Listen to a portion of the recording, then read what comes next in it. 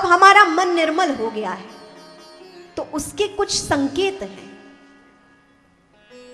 जब हमें लगे कि हमें किसी से ईर्ष्या नहीं है,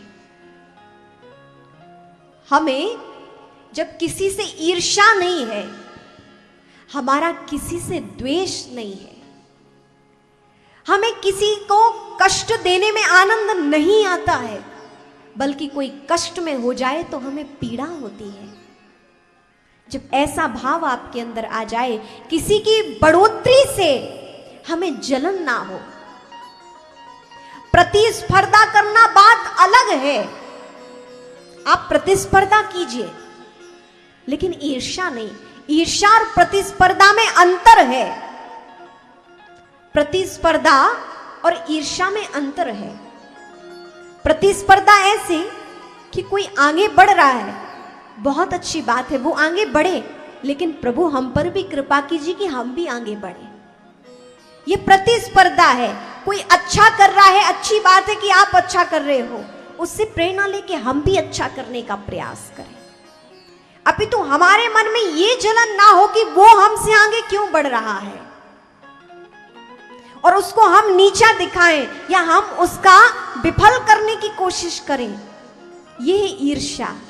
और प्रतिस्पर्धा क्या है कि कोई आगे बढ़ रहा है, अच्छी बात है, प्रभु हम पे भी कृपा करें, हम भी आगे बढ़े, हम भी प्रयासरत रहें, हम भी प्रयास करें। प्रभु ने उसको इतना दिया, अच्छी बात, प्रभु हम पर भी कृपा करो, हमें भी प्रदान करो। ये नहीं कि उसका समाप्त हो जाए और हमें मिल जाए, ये ईर्ष्या है। जब हमारे अंदर से ईर्ष्या समाप्त हो जाए, द्वेष समाप्त हो जाए, हमारे मन में किसी को पीड़ा देने का भाव ना आए, सब हमें प्यारे लगने लग जाएं, सब में हमारा अपनत्व का भाव आ जाए, समझो हमारा मन निर्मल हो रहा है, हमारा मन पावन हो रहा है।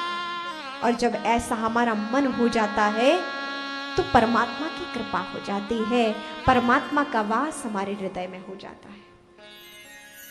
अब मन में भाव आ सकता है कि यदि हमारे मन में ईर्ष्या हो, हमारे द्वारा किसी को कष्ट पहुंच रहा हो, हमारे मन में यदि किसी के प्रति द्वेष हो, तो क्या हमें परमात्मा नहीं मिलेंगे?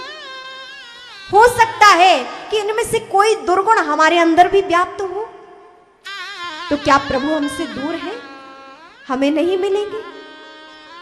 महापुरुष कहते हैं अवश्य मिलेंगे। आओ भागवत जी के शरण में। ये दुर्गुण भी हैं, तो भागवत जी इन दुर्गुणों को धीरे धीरे समाप्त कर देती हैं, आपको शुद्ध बना देती हैं, पावन बना देती हैं और आपको ग्रहण कर लेती हैं, आपको स्वीकार कर लेती हैं। यदि कोई दोष भी है, कोई कमी है, तो जब हम भागवत जी की शरण में श्रद्धा और विश्वास के साथ बैठते हैं, तो भागवत जी हमारे दोषों को दूर करते हुए, हमें गुणमय बनाते हुए, शुद्ध बनाते हुए स्वीकार कर लेते हैं।